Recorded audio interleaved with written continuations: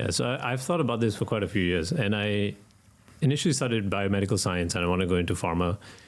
And then around that time, I also got my fitness training qualification as well. And so I applied to medical school because I had this thought of what if we focus a little more on prevention than cure? What would that look like?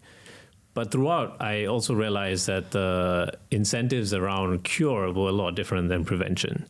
The way we think about prevention and cure, and so I've thought about that for years, and then I wanted to write about prevention in a way that blended both fitness, health, evidence. I'm happy that these companies are actually providing it in the first place.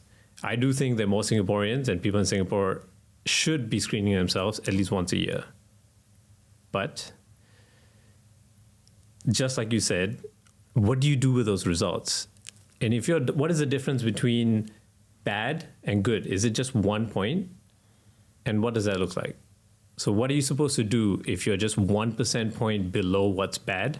Are you just supposed to, yeah, it's fine, just go back home, continue doing what you're doing? Maybe you should do something better, but I don't really have the time to produce a plan. And that's not the fault of a broken system. That's just maybe not their focus on that day. Yeah.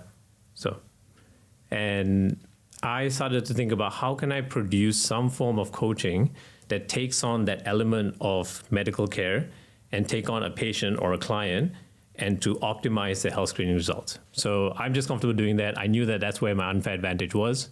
And I decided, all right, this is what I want to do initially. And that's what I was writing about on LinkedIn. How to optimize.